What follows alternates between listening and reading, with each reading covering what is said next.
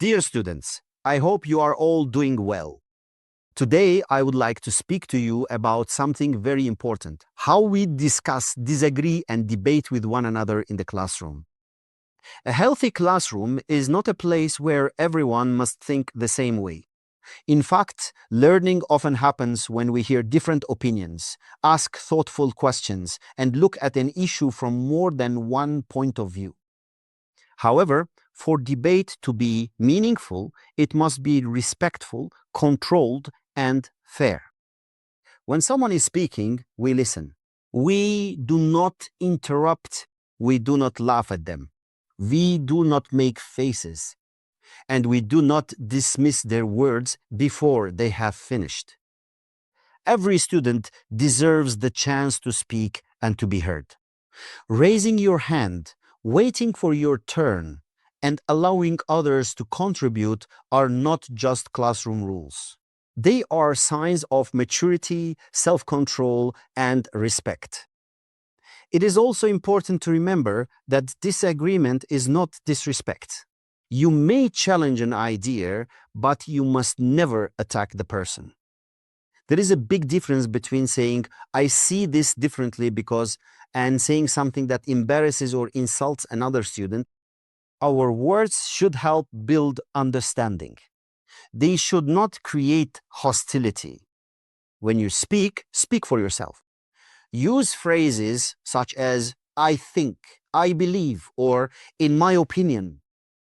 Do not assume that one student represents an entire culture, religion, nationality, or group. Each person has their own experiences, and we must allow them to explain their own thoughts. We should not tell others what they think, believe, or feel. I also want you to be aware of your body language. Sometimes disrespect is not only shown through words, it can be shown through a look, a gesture, a laugh, or a tone of voice. Even when you feel strongly about a topic, you must remain calm and controlled. A strong opinion is best expressed with clear reasoning, not aggression. Honesty is important, but honesty must always be joined with kindness and responsibility. If you criticize an idea, make your criticism constructive. Explain your reasons, listen to the response, and be willing to learn from others. The purpose of debate is not simply to win.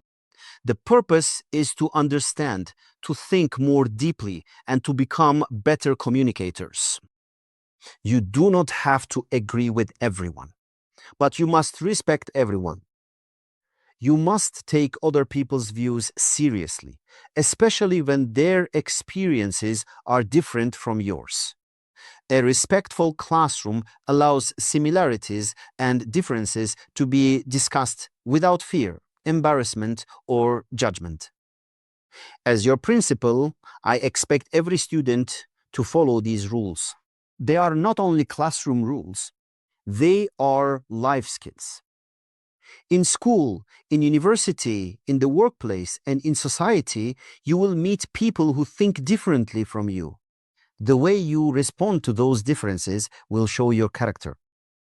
Let us make our classrooms places where ideas can be shared safely, where students listen before they speak, where disagreement is handled with respect, and where every voice has value. Thank you.